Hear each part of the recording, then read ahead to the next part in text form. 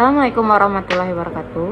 Perkenalkan, saya Dwi Larasati. Di sini saya akan mereview kembali yaitu tentang pembelajaran saya, yaitu tentang pemeriksaan fisik.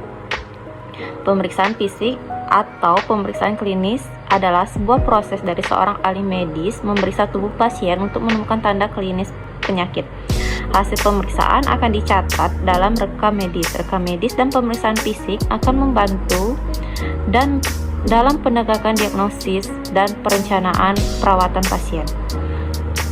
Itu selanjutnya ada teknik-teknik pemeriksaan fisik yang digunakan. Yang pertama itu ada inspeksi, yang kedua ada palpasi, yang ketiga itu ada perkusi, dan yang keempat itu ada auskultasi. Yang pertama itu ada inspeksi. Inspeksi adalah pemeriksaan dengan menggunakan indera penglihatan, pendengaran, dan penciuman. Inspeksi umum dilakukan saat pertama kali bertemu pasien. Suatu gambaran atau kesan umum mengenai keadaan kesehatan yang dibentuk.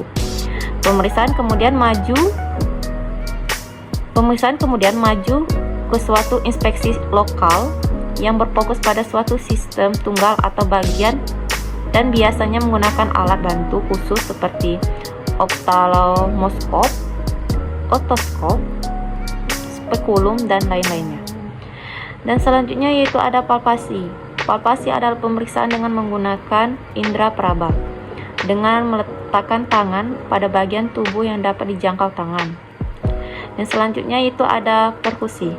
Perkusi adalah pemeriksaan yang meliputi pengetukan permukaan tubuh untuk menghasilkan bunyi yang akan membantu dalam penentuan densitas, lokas, dan posisi struktur di bawahnya.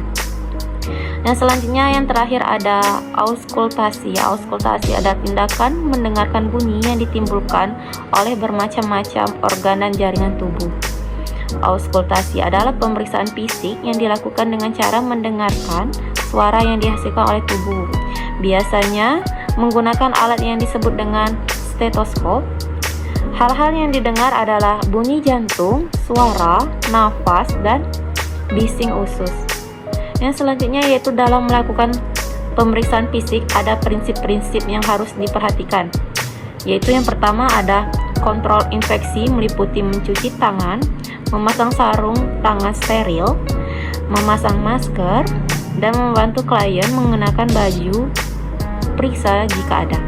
Dan yang kedua ada kontrol lingkungan, yaitu memastikan ruangan dalam keadaan nyaman, hangat, dan cukup penerangan untuk melakukan pemeriksaan fisik, baik bagi klien maupun bagi pemeriksa itu sendiri. Misalnya menutup pintu atau jendela atau skerem untuk menjaga privasi klien.